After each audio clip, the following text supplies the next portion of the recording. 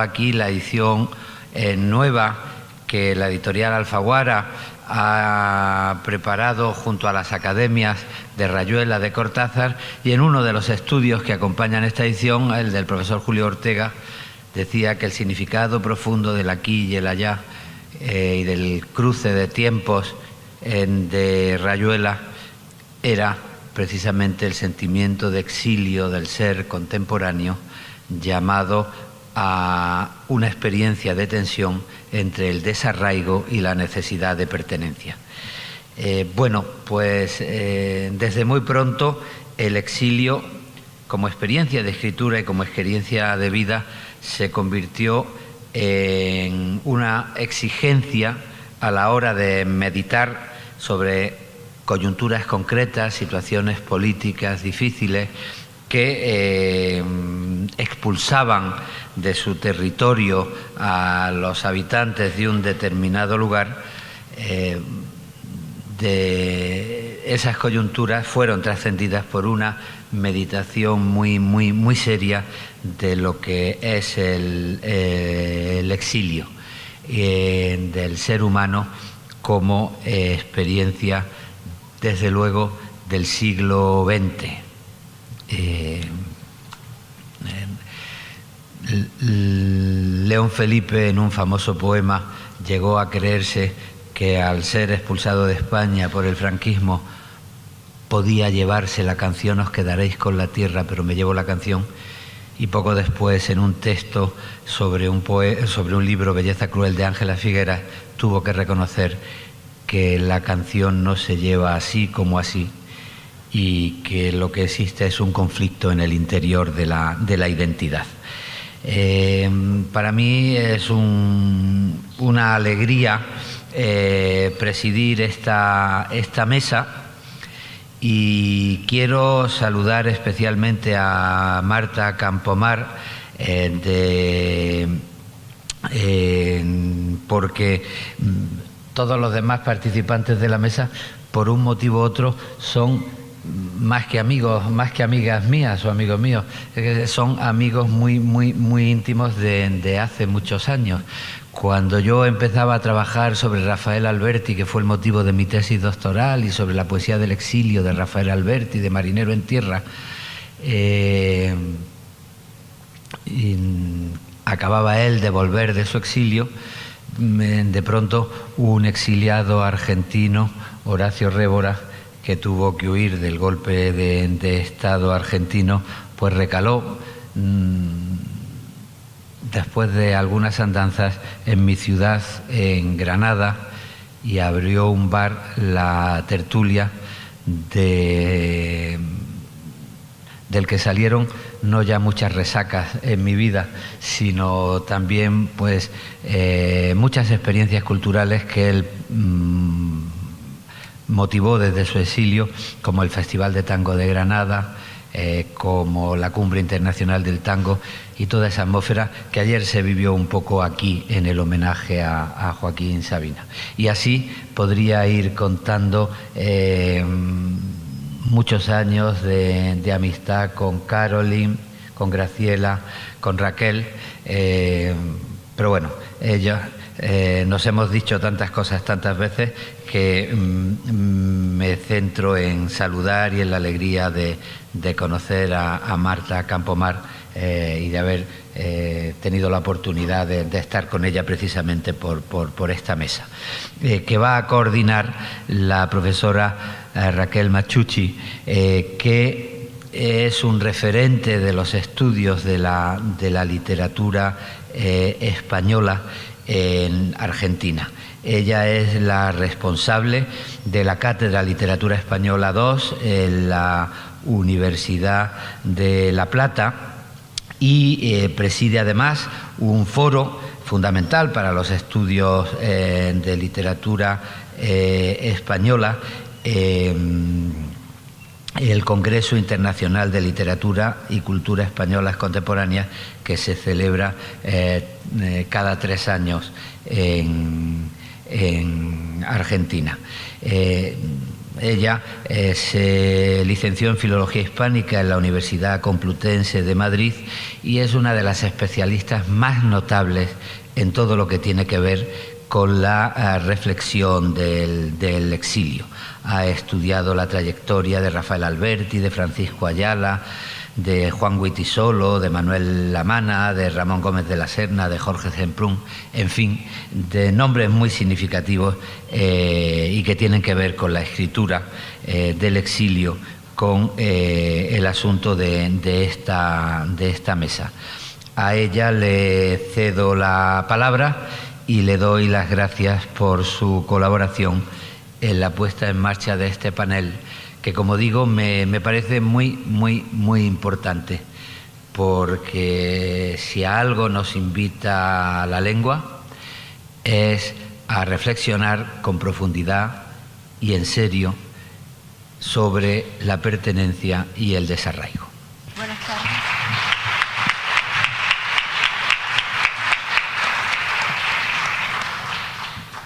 Bien, muy buenas tardes. ¿Se escucha?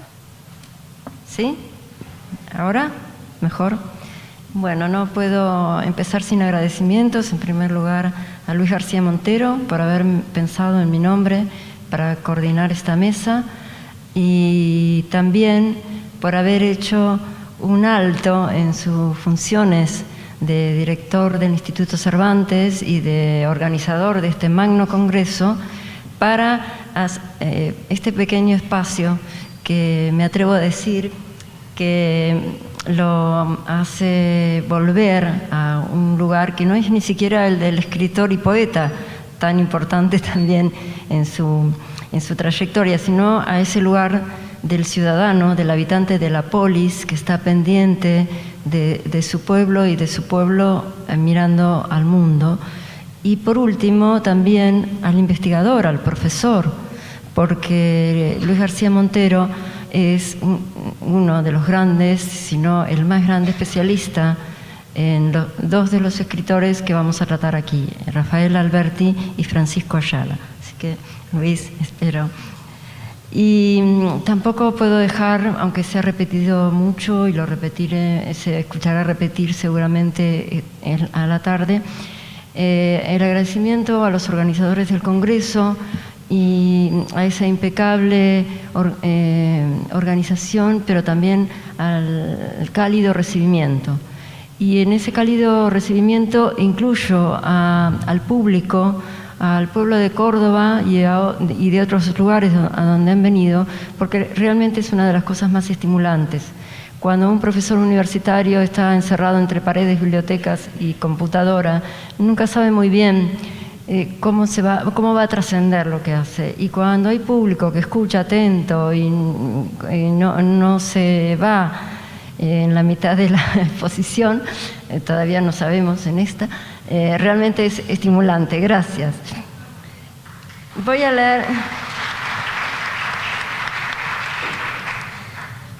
leer unas palabras introductorias que pensé para organizarme un poco, para pensar la mesa y quizás para que sirvieran de hilo conductor también a los panelistas.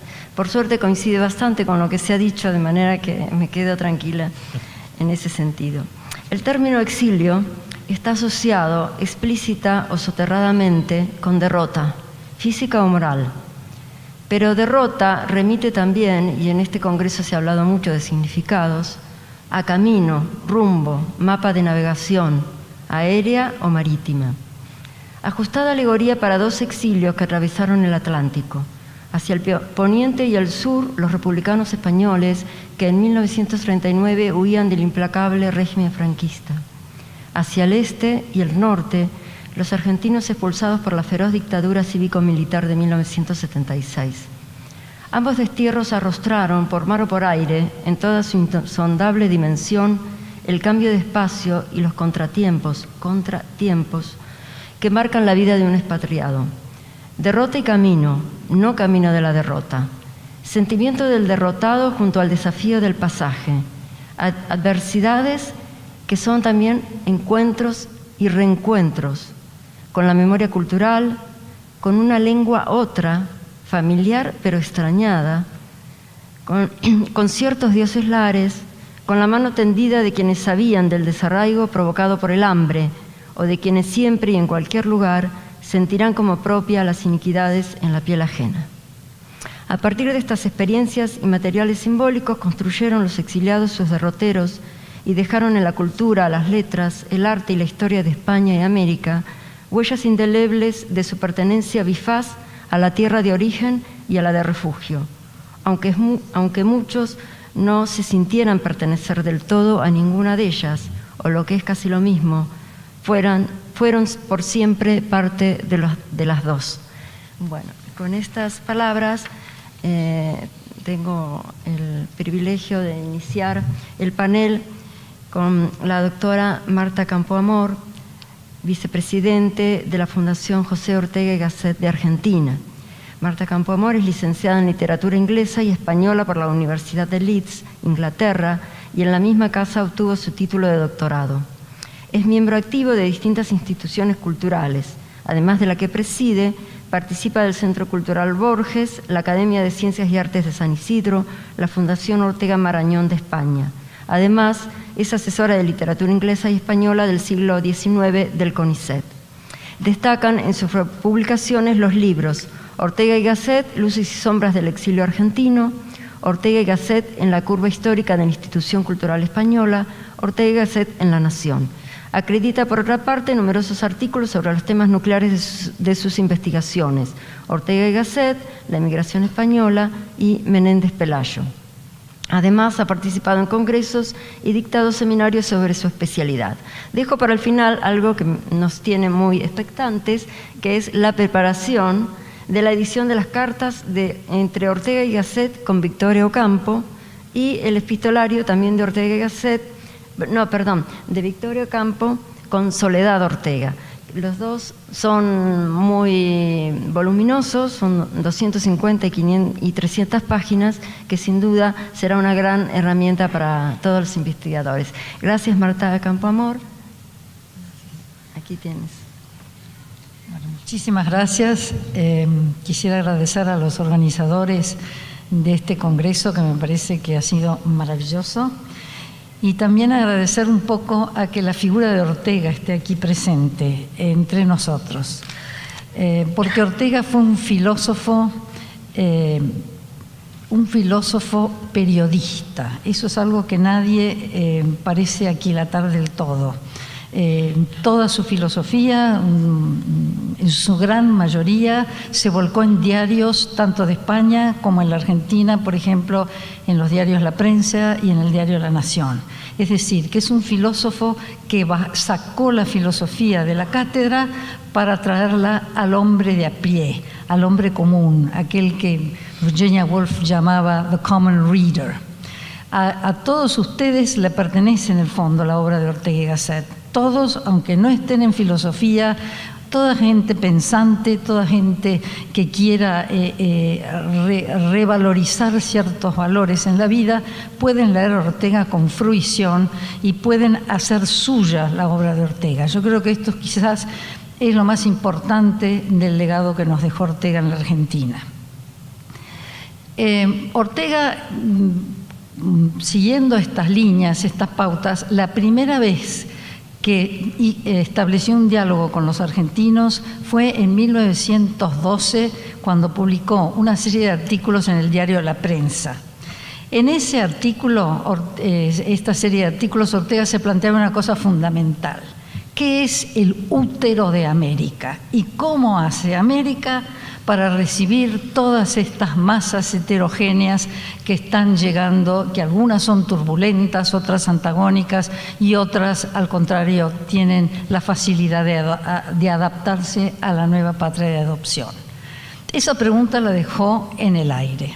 Cuando Ortega llega en el año 16, él retoma esta misma pregunta y la retoma por dos motivos. Uno, él había sido invitado por la Institución Cultural Española, que se hizo un intercambio con Ramón y Cajal, un intercambio científico, con lo cual se insistía que la lengua española tenía que servir para la ciencia.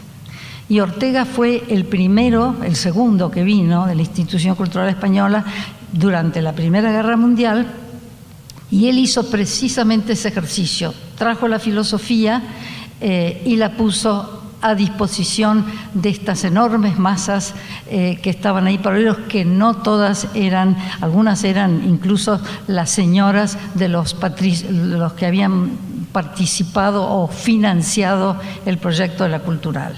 Este proyecto de la Cultural lo puso Ortega en contacto con este gran dilema que él sentía, que eran las masas inmigratorias, porque él sostenía que las masas inmigratorias formaban parte de esa España que expulsaba a su gente. Es decir, él vinculó las masas inmigratorias de las colectividades españolas con el exilio.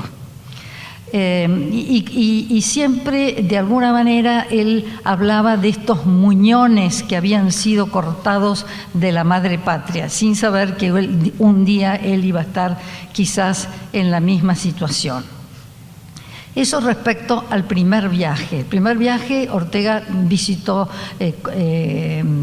Tucumán, y camino a Tucumán paró aquí en Córdoba y percibió los movimientos de la primera reforma, de la reforma universitaria. Cuando volvió a Buenos Aires, ese mismo año, en el Teatro Odeón de Buenos Aires, dio una conferencia sobre el novecentismo, en el cual impulsó a estos jóvenes a que siguieran con la reforma universitaria y que tenían que cortar con las tradiciones de sus padres y de sus maestros. Era un mensaje muy rupturista que prendió enseguida entre los jóvenes. Ortega siguió monitoreando a estos jóvenes, incluso cuando hubo una famosa polémica entre la revista Martín Fierro y la Gaceta Literaria de Madrid, donde se discutía la esencia de la literatura española, de la literatura argentina, si era española, si era neoyorquina, si era francesa. Pero yo quisiera advertirles que en la élite argentina que rodeaba a Ortega y Gasset, que rodearía a Ortega y Gasset, sobre todo en el exilio, Victorio Campo, por ejemplo, era una persona que no podía escribir en español, escribía en francés.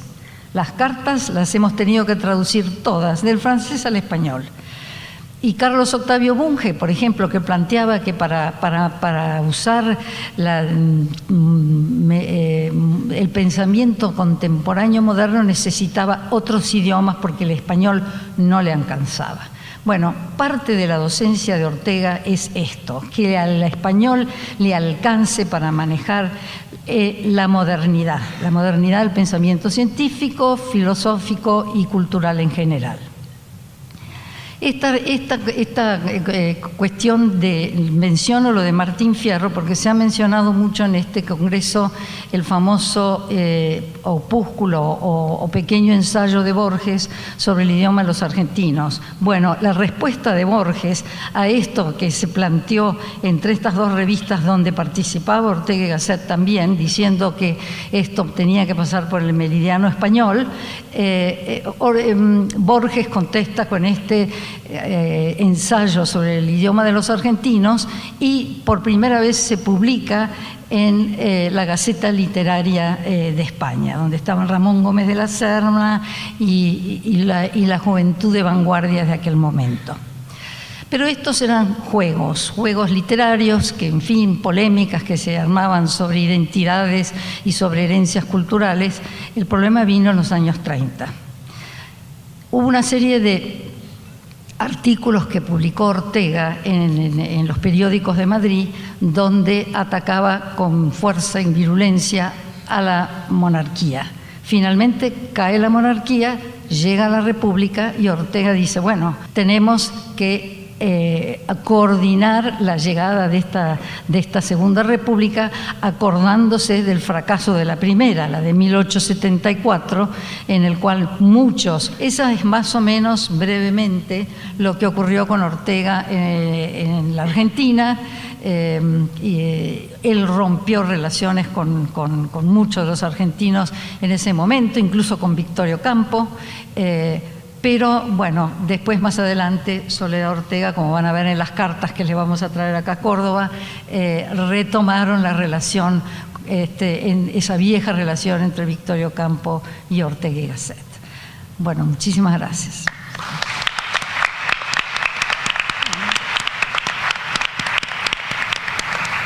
Gracias, Marta, por ajustarte al tiempo. Vamos a seguir ahora con la intervención de la doctora Graciela Ferrero, que a lo mejor no es tan necesario, cuyos antecedentes tal vez no es tan necesario exponer porque es de la Universidad Nacional de Córdoba. Graciela Ferrero es doctora en Letras por esta universidad y actualmente también se desempeña en esta casa de estudios como catedrática o profesora titular de Estudios Textuales del Español Contemporáneo y dicta además el seminario de lectura crítica de textos clásicos y sus proyecciones contemporáneas. Ha trabajado en la Universidad Católica, se ha desempeñado durante 12 años como profesora titular también de teoría literaria.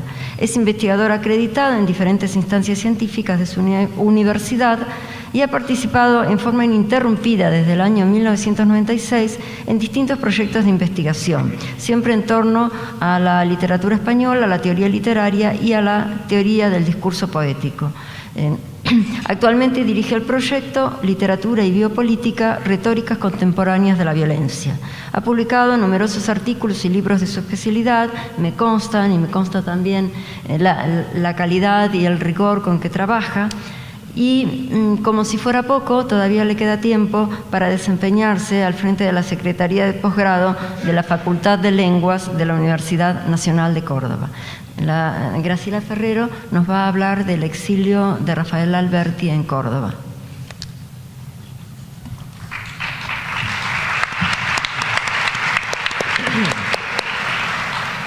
Bueno, comienzo por el tópico, agradecer a los organizadores. Flexiono. El invitarme ha sido un gesto de buena voluntad. Pero además de eso, quiero establecer el siguiente agradecimiento también a los organizadores y concretamente en la persona del director del Instituto Cervantes, poeta de profesión. El lugar que se le ha dado a la literatura en este SILE. Creo que cuando se haga el recuento, la historia de los SILES, este será el SILE de la literatura. Y fíjense que es justo y necesario. La literatura, técnicamente hablando, es la plenitud funcional del lenguaje. Pero poéticamente hablando, y me sumo al homenaje a Cortázar y juego con él, la literatura, la más dura, y la poesía, dura de duras. Bueno, comienzo con mi ponencia. Debo decir que de este título, Un punto ambicioso, el exilio de Alberti, he pulverizado el exilio de Alberti para quedarme en Córdoba. Voy a hablar de Alberti en Córdoba en el año 1940 y particularmente de su relación con un cordobés, Deodoro Roca. Comienzo con el título La rota vida y el nuevo andar, como he denominado a esta ponencia, con el siguiente epígrafe. Habla Alberti: crecí de nuevo a la poesía entre sus álamos. Se refiere a Totoral. La voz de Deodoro Roca me presentó en mi primera conferencia con un largo discurso, del que dijo graciosamente que no había tenido tiempo de hacerlo más corto. Y con su espaldarazo eché a andar. Aquellos algarrobos me oyeron cantar junto a la noble muerte y el noble mar. Pobre toro cercano, te oigo bramar. Algarrobos de América, me veis llorar junto a la rota vida y el nuevo andar. Pobre toro lejano, te oigo bramar. El poema pertenece a Toro en el mar, una de las secciones de Entre el clavel y la espada. Y estos versos de Entre el clavel y la espada constituyen una suerte de quicio expresivo de ese libro que es también el primero del exilio albertiano. Como en un juego de cajas chinas, si entre el clavel y la espada es el primer libro del destierro transatlántico de Alberti, bisagra entre una y otra tierra, el poema transcripto plantea por primera vez en el diseño del libro la alternancia de esas dos realidades, España y América, una evocada y otra como presencia a partir de este momento inescindibles. Por otra parte, en los versos se plantea en lengua poética el tema que quiero abordar en esta ponencia: la rota vida y el nuevo andar en un espacio también gozne, bisagra, el de Córdoba en 1940. Estos meses de permanencia de Alberti en Totoral asumen, en términos de Eduard Said, en realidad él lo aplica al sujeto exiliado, una identidad intersticial. Y esta palabra, intersticio, es decir, hendidura o espacio que media entre dos cuerpos o entre dos partes del mismo cuerpo, alude muy precisamente a esa situación de tránsito y clandestinidad que Alberti vivió en Córdoba. Apenas una astilla de su arboleda perdida, en Totoral, a 80 kilómetros de la capital cordobesa, sobre nuestro camino real, transcurre un año de los 38 que duró su vida de exiliado, 23 en Argentina y 14 en Italia. Como es bien sabido, Alberti y María Teresa León llegan a Buenos Aires sin la documentación necesaria para permanecer en el país, y ante las dificultades para conseguir un permiso de inmigración en forma inmediata, Rodolfo Araoz Alfaro, amigo de sus amigos y apoderado por entonces del Partido Comunista, les ofrece una casona familiar en Villa del Totoral. Allí residen en forma clandestina hasta conseguir la cédula de identificación personal que les permitió trasladarse a Buenos Aires. En este proceso de acomodo geocultural interviene un grupo de agentes relacionados de manera directa o indirecta con Totoral: Rodolfo Araoz Alfaro, a quien ya he mencionado, don Gonzalo Lozada, el editor, y Deodoro Roca, cuya casa de descanso familiar estaba muy próxima a la de los Araoz Alfaro en Totoral. Estos tres agentes actuaron como coadyuvantes de las que serán las líneas definitorias de la existencia de exiliado de Alberti durante los 23 años de permanencia en Argentina. Líneas que además son estrategias de posicionamiento dentro del campo literario del país de acogida. En primer lugar, y en el caso de la poesía, una dominante patética marcada por la nostalgia. En segundo lugar, un etos autorial centrado en su pertenencia a la llamada España peregrina. En tercer lugar, una legitimación genealógica a partir de su instalación en la generación del 27. Y por último, una legitimación ideológica fundada no tanto en su afiliación a la Internacional Comunista, sino por una necesidad de acomodación al medio, su militancia antifascista. Araoz Alfaro y Lozada allanaron el duro camino del destierro, facilitando uno la residencia y el otro el acuerdo comercial. En su libro de El recuerdo de las cárceles, Memorias amables, Araoz Alfaro hace referencia a la que fuera residencia transitoria de los Alberti en Totoral. Alude a su materialidad, pero además a lo que transmitió con la materialidad de la residencia. Ese sociograma de la izquierda, recuerden que a su casa la llamaban precisamente por cobijar a tanto comunista, a tanto izquierdista. En Totoral la llamaban el Kremlin, porque estaba además frente a otra casa a la que llamaban el Vaticano, que era la de los Ruseñol Frías.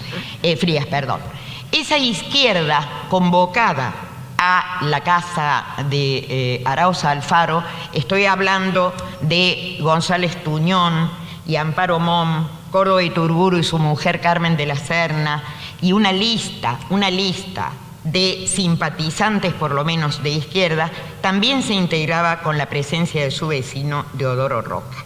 Es decir, la casa es el enclave material de una existencia, primero clandestina, que debía consagrarse al trabajo literario.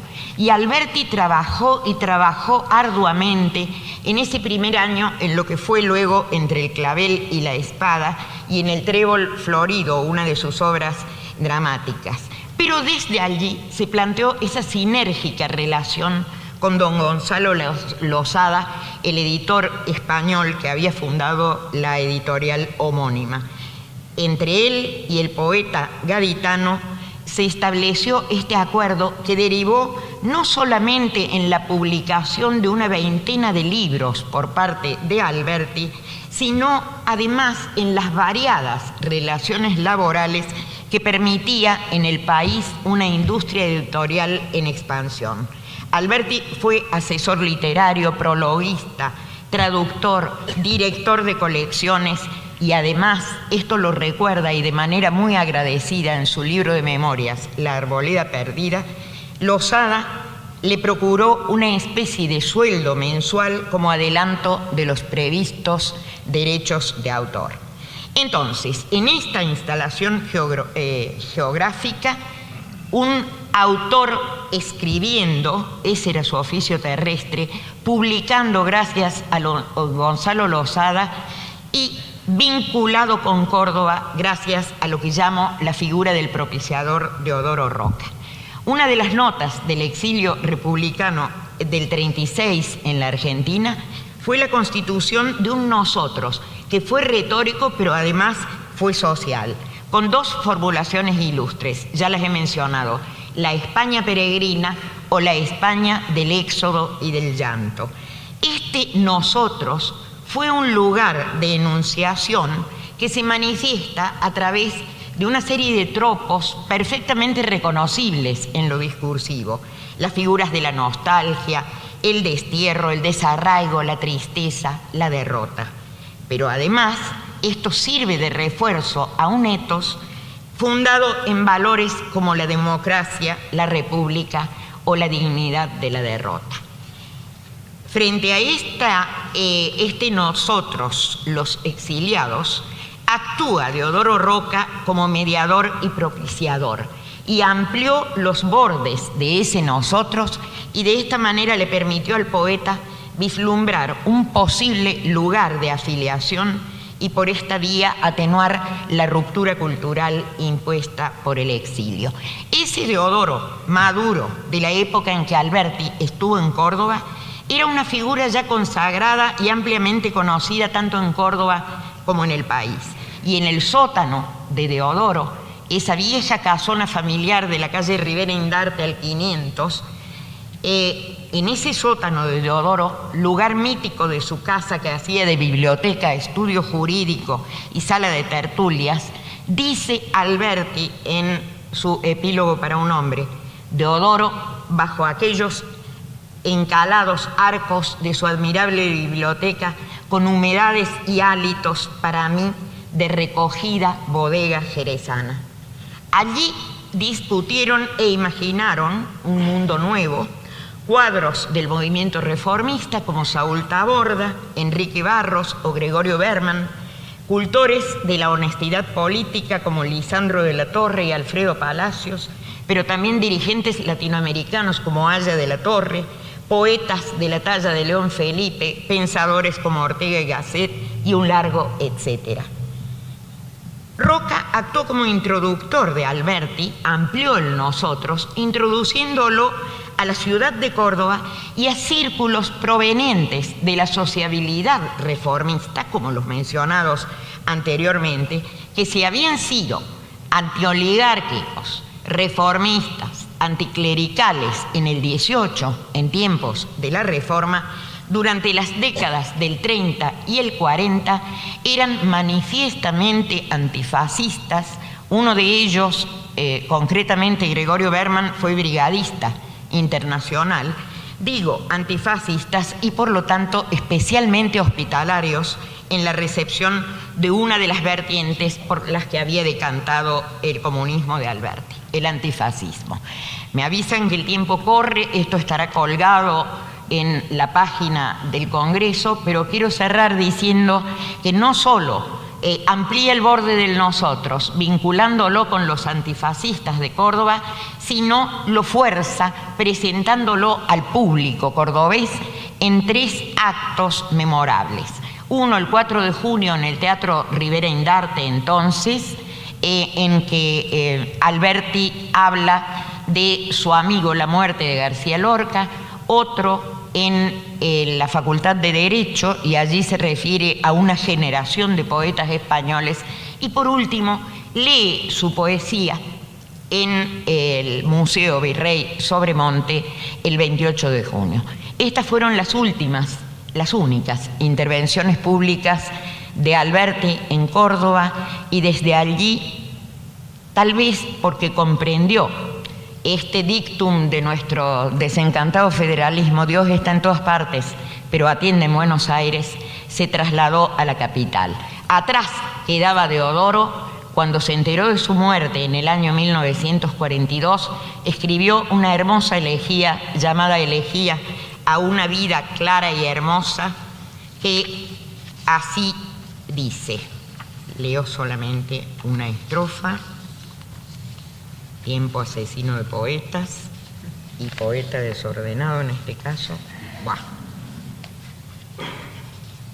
Bien, una vez que haya hablado Tato Révora, yo voy a irrumpir porque seguramente para ese momento voy a haber encontrado el fragmento de mi elegía, así que sigamos adelante. Es una hermosa elegía gemela de la de Raúl González Tuñón, que comienza así, o concluye así, perdón: morir fue solo un pretexto para verte. Nada más. Gracias.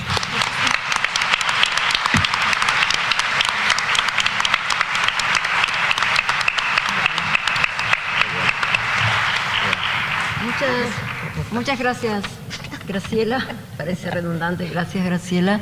Y es un nombre muy agradecido, ¿verdad? Sí. Es un recurso retórico dejarnos pendientes así con la poesía. Eso es Graciela. Para mantener. Bien, continúa ahora Horacio Révora. Dentro de este panel se diferencia porque no va a hablar del exilio de otros o del exilio como un objeto de estudio, aunque posiblemente lo sea a partir de un desdoblamiento, pero lo que me interesa destacar es que va a hablar sobre el exilio a partir de su propia experiencia, de la que no voy a hablar porque va a ser parte de su intervención. Voy a dar algunas noticias para que sepan que Horacio Révora llegó a España a finales de los años 70, después de un breve paso por Suecia, y creó en Granada, hace casi 40 años, un lugar de encuentro llamado La Tertulia, al que hizo referencia Luis en su presentación. Fue el núcleo básico de lo que ha sido una ininterrumpida y fecunda tarea en favor del diálogo cultural. Desde ese sitio de referencia todavía existente, se desprendieron otras actividades como es el Festival de Tango de Granada y el impulso del flamenco en Argentina. Han sido 31 los festivales internacionales y las cumbres mundiales del tango organizados por él, y 3 las bienales de flamenco en Buenos Aires. Ha sido creador, además, del Encuentro de Cultura Latina. Por su trabajo ininterrumpido ha merecido diferentes galardones, entre ellos una medalla de la cultura del Ayuntamiento y la Diputación de Granada. Fue además declarado personalidad destacada de la cultura por la legislatura de la Ciudad de Buenos Aires y recibió el premio de la Junta de Andalucía y del Ateneo de Andalucía. Además es académico honoris causa de la Academia de Tango de Argentina. De su labor cultural ha dejado testimonio en diferentes libros y publicaciones en volúmenes colectivos, así como en cursos de verano en universidades españolas. Junto con Miguel Mateos ha escrito el libro Palabras del siglo XX. Eso es más o menos su currículum, sus antecedentes, y del resto nos va a dar cuenta él en su ponencia.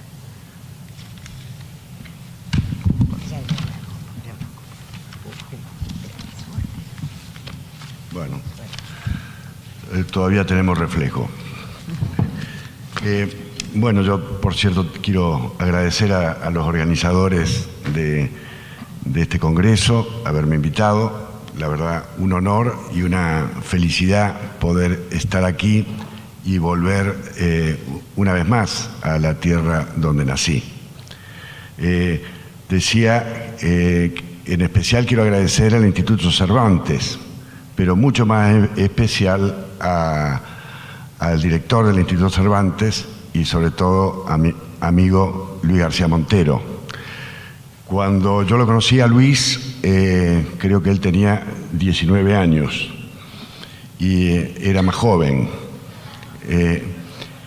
Y los que lo rodeábamos a Luis y en aquel grupo realmente de intelectuales, poetas, artistas, que nos reunimos al principio en ese lugar, La Tertulia, en ese momento yo por lo menos no tenía conciencia que estaba rodeado de gente muy notable. Y comentábamos que Luis iba a llegar muy lejos. Era el más joven y pensábamos, y bueno, llegó lejos, viene llegando lejos, y ahora es nada menos que director del Instituto Cervantes. Yo entiendo que es quizás la máxima responsabilidad cultural que puede tener la habla hispana. Y además con una cosa que a mí me cae especialmente atractiva, que la geografía de la responsabilidad no es ni una nación ni una región, sino ese país que hablamos en estos días, imaginario, que es el país de la lengua hispana. Qué agradable poder hablar de cultura y de la lengua sin fronteras. Así que mi amigo Luis tenga esa responsabilidad, a mí me llena de orgullo.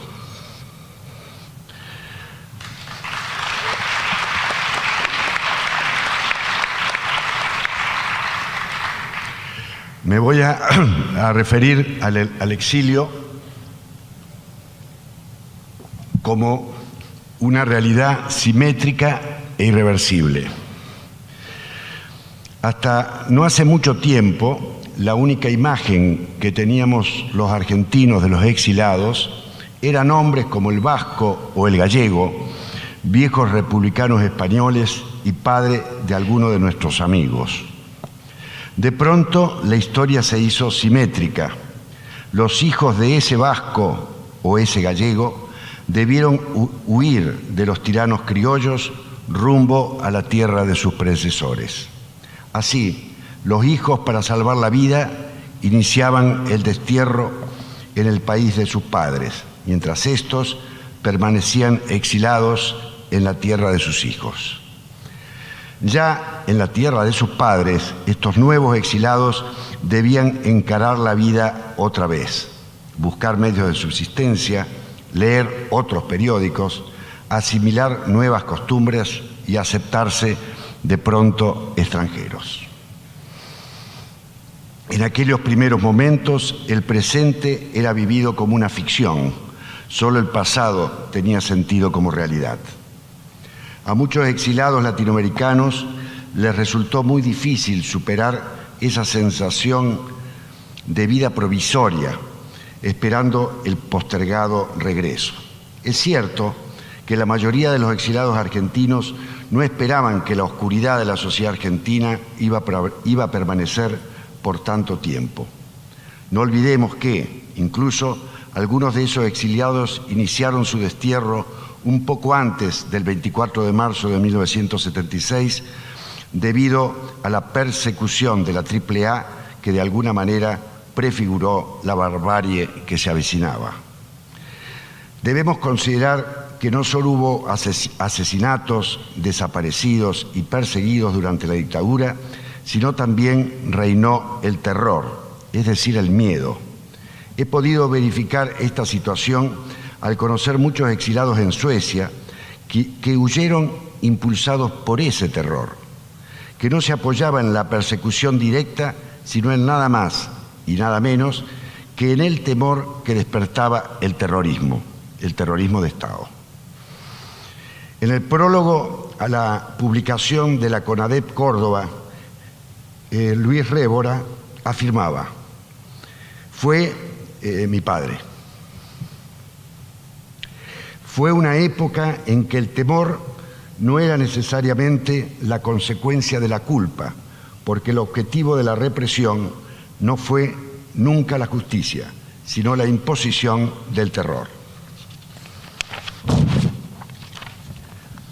El comportamiento de los exilados en su diáspora dependió de innumerables factores como el país donde llegaron, México, España, Brasil, Suecia, etc., de la suerte en resolver su supervivencia, de la ideología que llevaban como mochila, del oficio o profesión que podían ofrecer, etc. He podido observar, por ejemplo, que la capacidad de integración a las nuevas realidades era inversamente proporcional al nacionalismo de su discurso ideológico. Otro aspecto que pude advertir es que los núcleos sociales que se formaban en Suecia, que fue mi experiencia, estaban determinados en primer lugar por la unidad idiomática y de ese modo confluían argentinos, chilenos, uruguayos y también españoles, donde se generaba un intercambio de experiencias vitales, personales, ideológicas y políticas, que incluso facilitaba abandonar algunos dogmatismos propios de la época y de la edad. En ese marco era fácil advertir que las ideas nacionalistas de muchos argentinos y latinoamericanos los hacían más proclives a rechazar integrarse en tierras lejanas. Era a ellos a quien les resultó más difícil superar esa sensación de provisionalidad, a pesar que a mi juicio era imprescindible comprender que en esta vida no se puede admitir paréntesis y que es en cada momento y lugar definitiva e irreversible para cada persona. Más allá de la actitud vital que se adoptó frente al exilio, son pocos los que pudieron escapar a las crisis de sus relaciones afectivas o familiares. Por mi parte, luego de abandonar Suecia, opté como nuevo lugar de residencia la ciudad de Granada. Se trató de una decisión ahora libre, ya que no estuvo predeterminada por ninguna circunstancia concreta que podría favorecer nuestra integración y con ello su elección. Fue solo la belleza de la ciudad, su vitalidad cultural y sobre todo la intuición de que podría llegar a ser lo que realmente fue, es decir, una ciudad que se pudiera adoptar como propia. Allí creamos, junto a mi compañera de entonces y madre de mis hijas, un espacio cultural que convocase a los artistas e intelectuales granadinos, andaluces y latinoamericanos, es decir, un lugar de encuentro que sea fecundo para la creación, el pensamiento, la amistad e incluso el amor.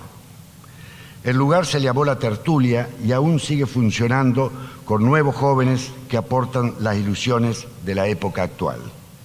Allí se estableció un diálogo cultural entre los artistas e intelectuales del exilio y la intensa vida cultural granadina. Participaron en diversos proyectos culturales artistas como Daniel Moyano, Oscar Ferriño, Ricardo Carpani, Mario Benedetti, Juan Gelman, Fernando Vegal, Fabiana Gabel, Celia Guevara, Luis Alberto Quesada, entre otros, y tuvimos la posibilidad de conocer, dialogar, disfrutar a figuras como Rafael Alberti, Francisco Ayala, Paco Ibáñez, Joaquín Sabina, Ángel González. Fuimos testigos entusiastas con el surgimiento literario de la corriente poética de la otra sentimentalidad, formada entre otros por los poetas Javier Egea, Luis García Montero y Álvaro Salvador. Estamos hablando de 1980, cuando aún persistían las dictaduras de Argentina, Chile y Uruguay. En La Tertulia se formó el activo Comité Latinoamericano de Solidaridad, que con motivo de la caída de la dictadura militar argentina se organizó una embajada cultural con el lema "De Granada a Buenos Aires, un brindis por la democracia". En esa numerosa embajada cultural participó el célebre cantautor granadino Carlos Cano, que interpretó el tango de las Madres Locas, se presentó el libro Argentina 78 del poeta granadino Javier Egea, que en uno de sus versos decía: yo te digo, Videla, que viven los poetas con los ojos abiertos, y miran y conocen y sienten conociendo. Y entonces dos caminos: apoyar a la muerte o defender la vida. Por eso va mi canto hacia ti, como un grito, como un puño gigante. ¿Quién eres tú, sino toda la vida rota, sino toda la muerte vestida de payaso? Luis García Montero formó parte también de esa embajada cultural y fue en el Teatro San Martín de la ciudad de Buenos Aires donde leyó un texto que parece escrito deliberadamente para el tema que nos convoca, donde afirmaba, lo voy a leer completo, porque no completo lo que había citado, porque lo quería cortar un poco, pero me parece que hay que leerlo completo. Entonces, venía diciendo: sin embargo, el desprecio por las tiranías de América Latina ha sido para nosotros un sentimiento de manifiesta convocatoria social, que ha llenado plazas y calles, sobre todo desde que se acabaron nuestras propias tiranías. Y no solo porque España conozca suficientemente la desesperada lucha por la libertad, ni tampoco porque siga en el aire de Granada la sombra de García Lorca simbolizando a tantos hombres desconocidos que han sido asesinados sobre la piel del mundo. Ni siquiera se trata de hacer otra vez referencia a ese hermanamiento tradicional entre España y América que todos hemos aprendido desde la infancia y que es verdad, pero que ha dejado de ser suficiente. Por el contrario, si la reciente democracia ha dejado una alegría sin freno, es también porque nos ha ofrecido una manera distinta, más cercana, más entrañable de conocer a un pueblo. Si algo nuevo trajo el exilio, es la de convivir diariamente en relaciones de hermanamiento cotidiano, reuniéndonos en las salas de estar de las ciudades, que son los bares, los cafés, y en espejos públicos, que son las mesas redondas, los actos de solidaridad con los hombres que sufren, es decir, con todos nosotros. Solo podemos hablar de nuestras experiencias, sabemos que hay otras y que han sido muy duras, pero en Granada, sobre todo apareció un pájaro solitario para vivir su exilio con nosotros en un hermanamiento casi perfecto. Fundó La Tertulia, un local tan argentino como granadino, y descubrimos por ella que los caminos suelen ser los mismos para la gente de bien. Dejábamos las mismas huellas para el afianzamiento de nuestra democracia y para el inicio de la suya. Cierra comillas. Pareció que lo escribió hoy.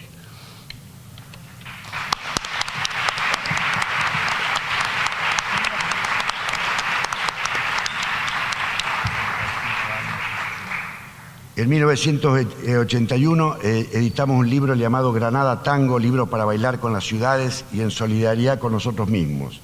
Participaron en ese libro, además de los poetas granadinos, los escritores Julio Cortázar, Mario Benedetti y Daniel Moyano. Incluía también un excelente ensayo sobre el tango del profesor de la Universidad de Granada, Juan Carlos Rodríguez.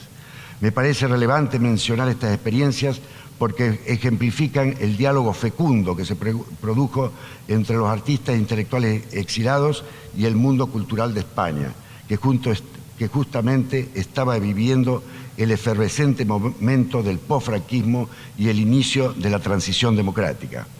Quizás este libro fue el punto de partida y origen del Festival Internacional de Tango de Granada, que tuvo su primera edición en 1989.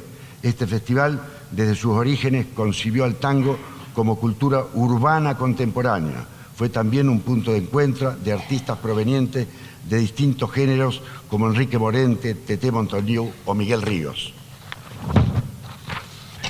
Quizás todas las experiencias vividas, algunas de las cuales me estoy refiriendo en este texto, nos permitió concebir al tango como una manifestación cultural urbana y contemporánea, y con ello susceptible de incorporarse a la vida cultural de ciudades distintas y distantes a su cuna rioplatense.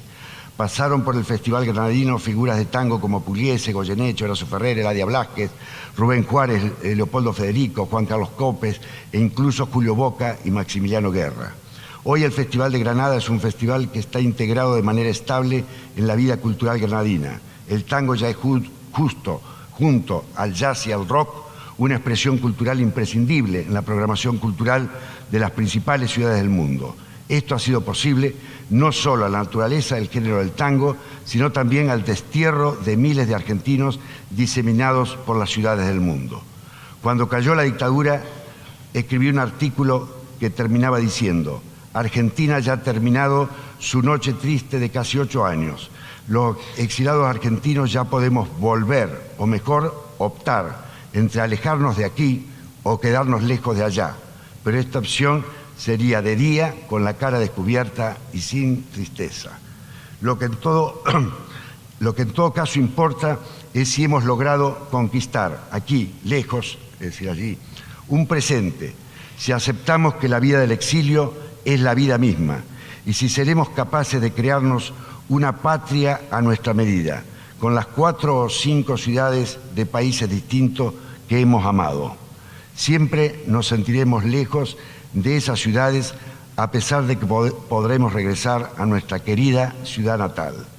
Pasaron los años, ya he vivido 40 años de vida intensa en Granada, el tiempo suficiente para que el verbo volver quizás pierda dirección y sentido. Gracias.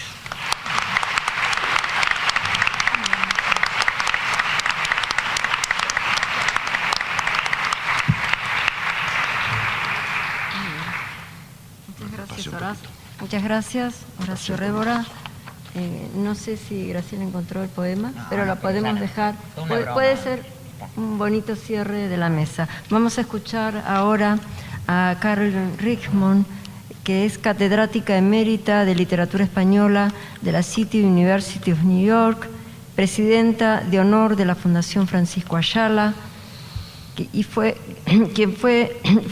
elegida Carolyn Richmond miembro correspondiente de la Real Academia Española en 2016. Como escritora y crítica literaria, ha publicado estudios sobre Leopoldo Alas, Clarín, Ramón Gómez de la Serna y Francisco Ayala. Sobre Francisco Ayala destaca particularmente su edición, su magna edición de las obras completas en 7 volúmenes. Su obra más reciente, el ensayo Días Felices, Aproximaciones al Jardín de las Delicias, de Francisco Ayala, una preciosa, rigurosa, cuidadísima edición, obtuvo en 2018 el premio Manuel Alvar de Estudios Humanísticos. Carolyn Richmond, antes de empezar, nos quiere anunciar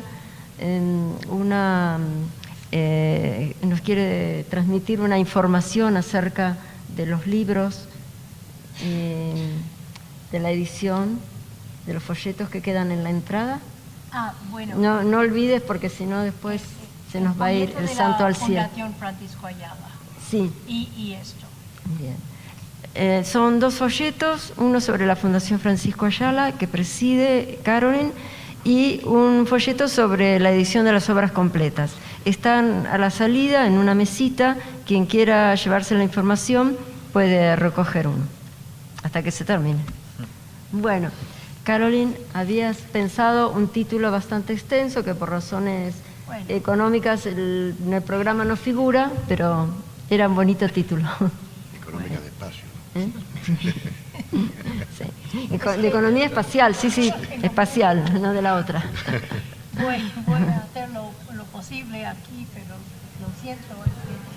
No se escucha. Una guitarra o algo, pero... A lo mejor que ¿Quieres sentarte aquí? ¿Quieres sentarte No, aquí? Cambiarle está bien, lugar, está ¿no? bien. Porque quiero... Sí. ¿Esto funciona o no? Sí, pero yo creo que mejor que siete bueno. Acá, sí. ¿por qué no venís acá?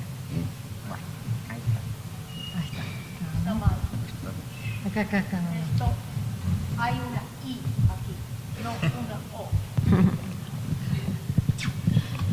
Ok, Pasa para allá. me muevo. Voy. No. Sí.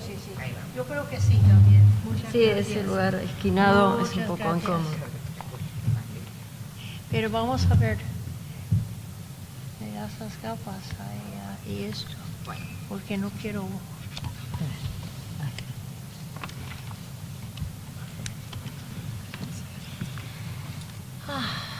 Muchas gracias, querida Raquel. Yo quiero insistir o reiterar nuestro agradecimiento a Luis García Montero, el director del Cervantes, el haberse acordado, se acuerda siempre, pero un congreso tan interesante como este congreso, pero muy enfocado en las lenguas, en la lingüística, etc. O haberse acordado de la literatura y en varios casos, el caso de Alberti, el caso de Ortega, el caso de Ayala, en la relación entre el exiliado y este hermoso país en un momento de gloria.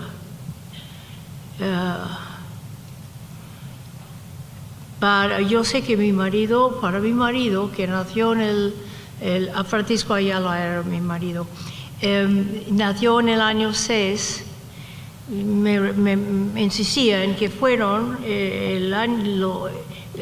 la década de los 40 que pasó en Argentina, con la excepción de un año en Río, fue la época más feliz de su vida. Y él insistía en eso. Decía que todo cuajaba después del horror de la experiencia por la que pasó él y pasaron muchos. Venir aquí y a esta atmósfera cultural tan hermoso, tan rico, tan cosmopolito, estaba muy contento, y yo cada vez que vengo a Argentina tengo las ganas de darle gracias a la Argentina por haberle hecho feliz a mi marido.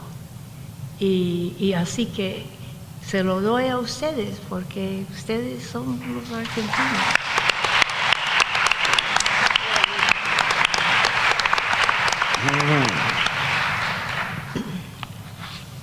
Yo paso los días de mi supuesta jubilación, en que trabajo 3 veces más que cuando trabajaba, pero no me pagan, escribiendo y ocupándome de la Fundación Francisco Ayala en la maravillosa ciudad de Granada, que también adoro.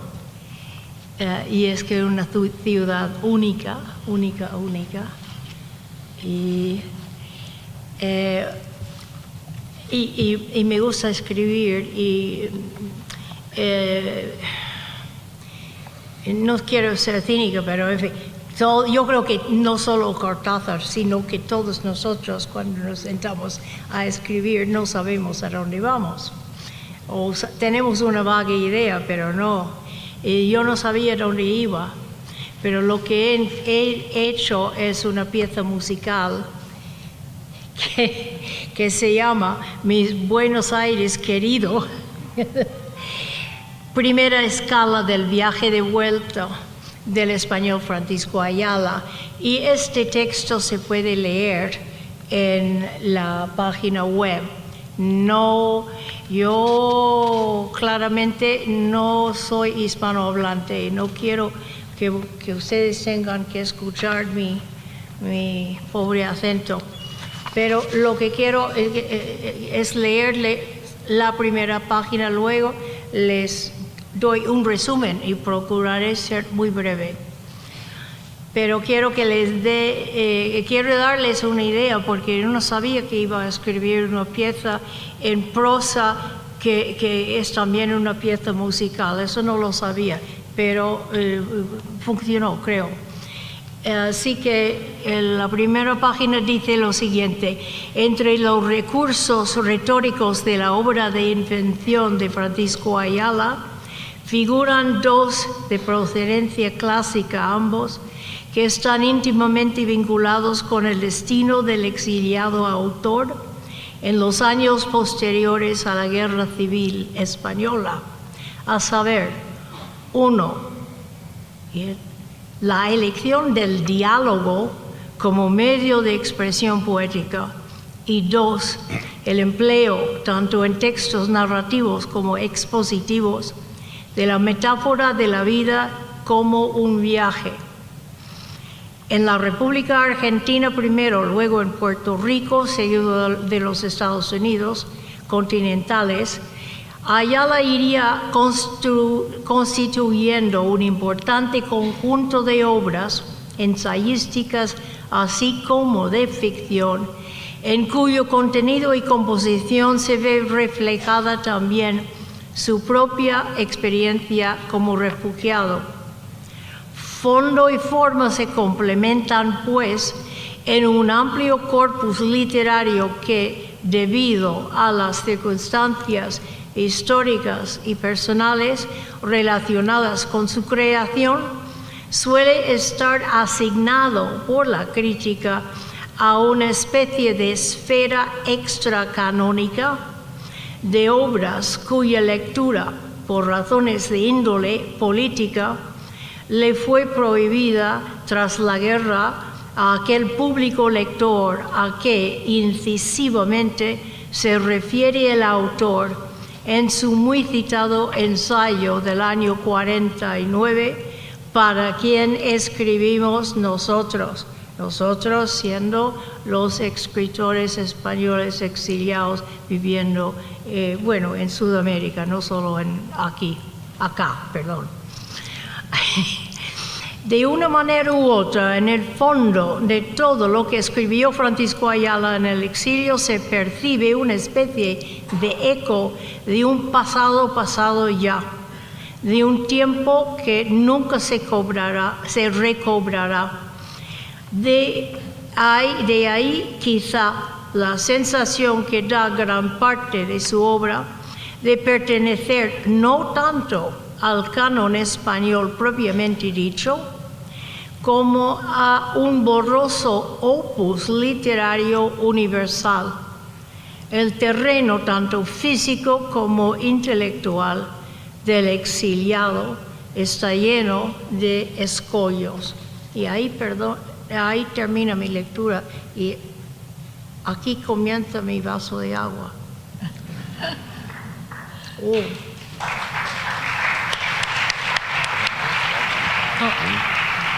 Pero no he terminado de hablar. Tengo esto, pero va a ser rápido. Pero quería darles una idea de cuál es el tono del escrito, que claramente es un escrito para ser leído. Bueno, así es. Yo vivo sola y no leo nada a nadie más que el oso de peluche. Y él no comenta, así que las cosas están mal. Yo he tenido en los últimos lustros un interés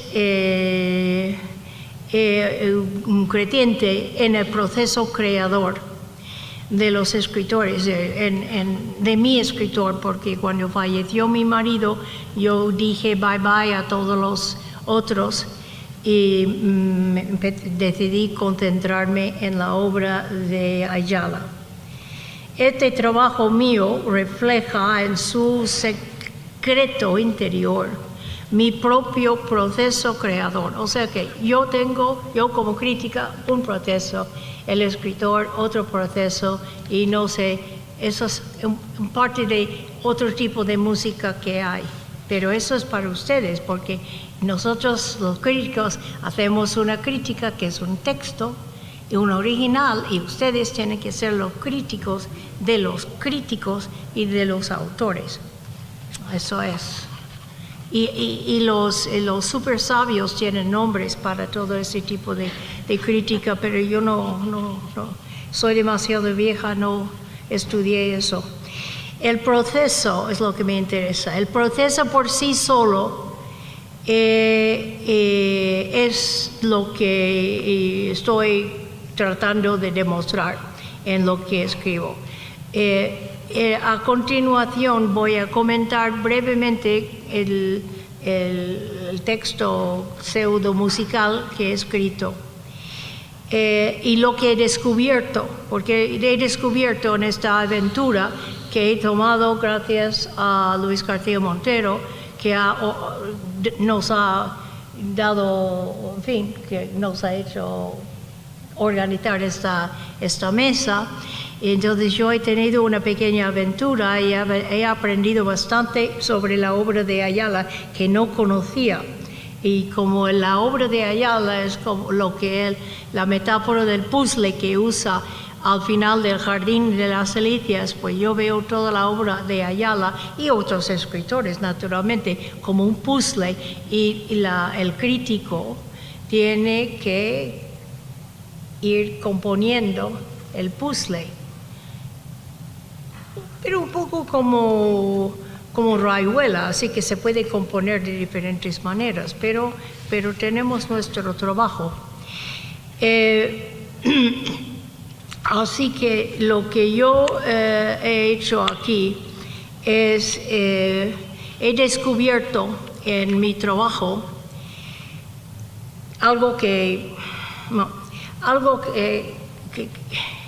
me fascina, es que el diálogo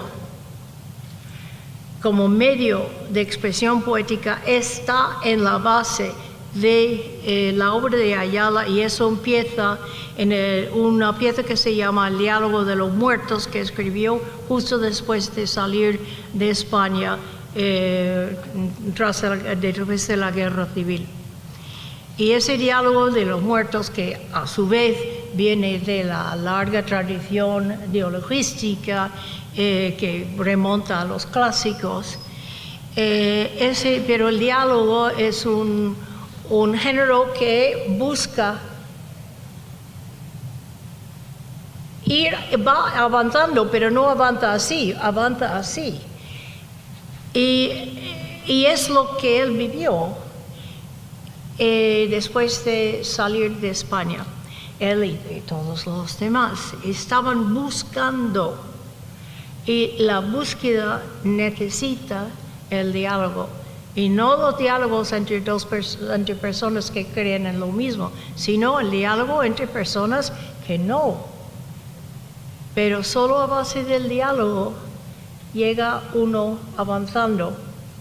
Y entonces empecé a mirar toda la obra de Ayala, escrito desde aquí de ahí en adelante, que son los textos de los usurpadores, los textos luego publicados en La cabeza del Cordero, y las dos novelas de los años 50, y todos están basados en el diálogo. No hay una verdad. Y yo creo que todo esto remonta a su experiencia. Y lo otro, con el diálogo, que es así, si eso fuese una pieza musical, hay una cosa lineal, o sea, el diálogo es así, y lo lineal es la metáfora de la vida como un viaje. Y esas dos cosas, estos tienen su origen aquí en Argentina. Y están toda su obra. Y toda la gente, los críticos de la obra de Ayala, hasta ahora siempre han dicho que hay épocas. Pues claro que hay épocas. Pero no, es que es una línea que empieza cuando era un bebé o un joven durante la Primera Guerra Mundial, y esto está en sus recuerdos y olvidos, cuando empezaba a leer el periódico a sus padres, hablando de los aliados y los, ¿cómo eran los otros? Los germanófilos, sí. O sea que el 2 de siempre empieza ahí, pero va desarrollándose y no me di cuenta. Todos los textos que él escribe aquí que son textos serios, están basados en el diálogo. En secreto, no estoy hablando yo no sigo mis notas porque tengo que, luego ella va a poner el reloj aquí. Pero lo curioso es que estaba muy feliz aquí, feliz, pero la situación política, el ambiente iba cambiando y él se sentía incómodo.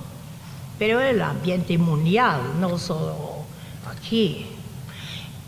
Y empezaba a escribir otro tipo de textos, pero los escribía en privado y no los publicó hasta el año 75. Pero estaba ya escribiendo sátira. O sea que lo que empezó como un diálogo y algo serio, finalmente se dio cuenta al llegar al final de los 40 que no, que esto era, que la condición humana era imposible. Pero mientras, cuando estaba aquí, tú hizo, además de escribir los textos, esos textos serios y textos sociológicos, textos históricos, textos ensayísticos, traducciones, etcétera, etcétera.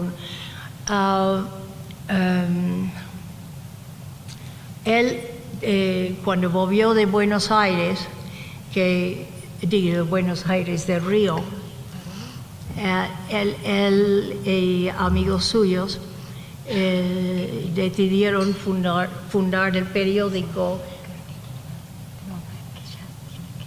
¿Cómo? Redondear un poquito. ¿Qué? Terminar. Ya, terminar.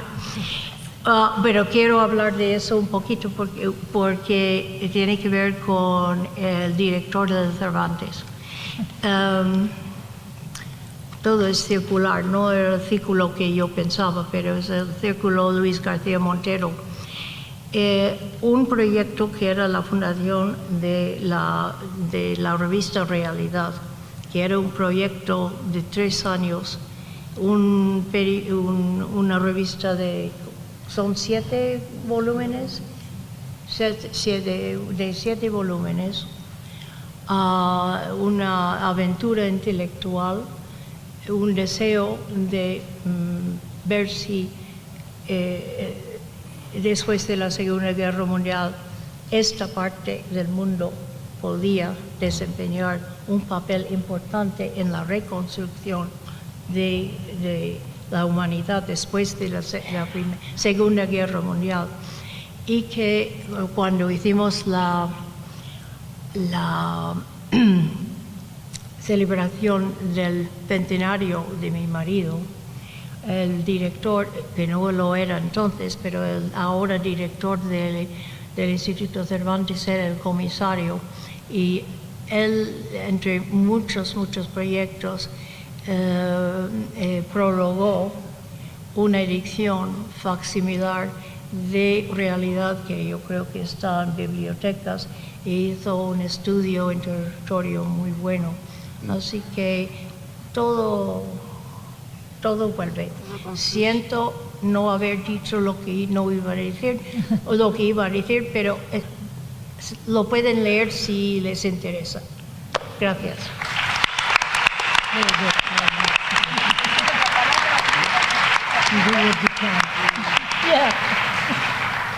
Muchísimas gracias, Caroline, y realmente el agradecimiento uno lo recibe con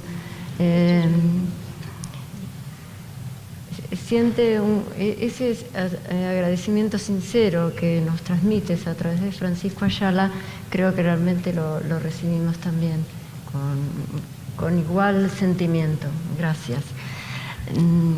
La mesa creo que ha tenido intervenciones que tienen un hilo conductor y muchos vectores que sería interesante poder conversar toda la tarde, pero eso no puede ser. Así que dejo al director del panel, que estuvo tomando notas y seguramente nos va a completar felizmente esta... Lo que quiero es, aparte de dar las gracias a los participantes, dejar claro que en una reflexión sobre el exilio, la conclusión que siempre se saca es que la hospitalidad es un viaje de ida y vuelta y es una experiencia de enriquecimiento. La gente acogida se siente enriquecida y la gente que recibe se siente también enriquecida. No hace falta salir de Córdoba. Aquí fue recibido un poeta español como Juan Larrea, en Carlos Paz, en Villa Carlos Paz y en Altagracia fue recibido un músico como Manuel de Falla.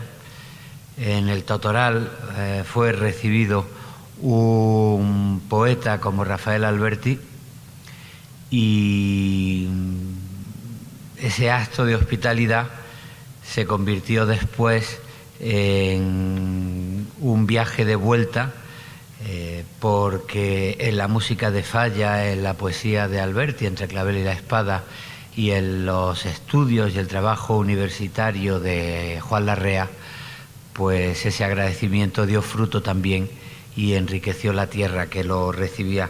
Y además la hospitalidad se abre en abanico, y no es el detalle concreto, sino que después, como una enredadera, se va extendiendo por el mundo. Caroline Richmond recordaba que Francisco Ayala en Argentina puso en marcha una nueva manera de ver el exilio, consecuencia de lo cual apareció la revista Realidad. En la revista Realidad, que quiso tender puentes, publicó algunos de sus primeros textos un muchacho joven, Julio Cortázar, unas maravillosas notas sobre la novela contemporánea y una teoría del túnel.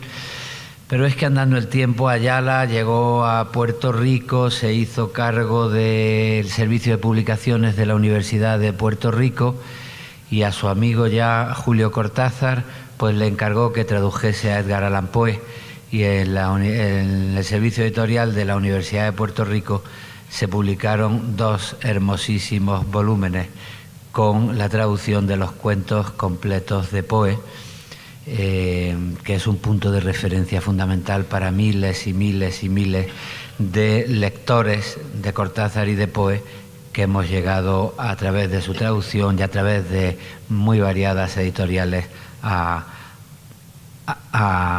lo que es uno de los ejemplos claros y uno de los frutos claros de la cultura contemporánea y del mundo contemporáneo. De manera que la hospitalidad se abre en abanico y nos enriquece, tanto al que la da como al que la recibe. Y me parece que es bueno recordarlo en el tiempo en el que vivimos, porque si es importante hacer memoria, es para comprometernos con nuestro presente y con nuestro futuro. Estamos viviendo un mundo que quiere levantar murallas para que se estrelle la gente. Estamos viendo lo que pasa en las fronteras de los Estados Unidos, estamos viendo lo que pasa en las fronteras de España, en el Mediterráneo. Estamos viendo cómo una de las tradicionales democracias europeas es capaz de decir que los barcos de migrantes que intentan llegar a Europa son simples cargamentos de carne humana. Bueno, pues recordemos en nuestra literatura, en nuestra música, en nuestra universidad, que la hospitalidad es una fuente de riqueza cultural y humana infinita. Y bueno, para cerrar el círculo, pues aprovecho, como estamos llegando al final, aprovecho para agradecer la hospitalidad que hemos recibido de la Universidad Nacional de Córdoba, de la ciudad, de la provincia, de la nación, la hospitalidad que hemos recibido los participantes en este congreso Internacional de la Lengua. Será sin duda ninguna una experiencia imborrable y espero que en Abanico, por algún lugar, la hospitalidad que hemos recibido se la podamos devolver. Muchísimas gracias.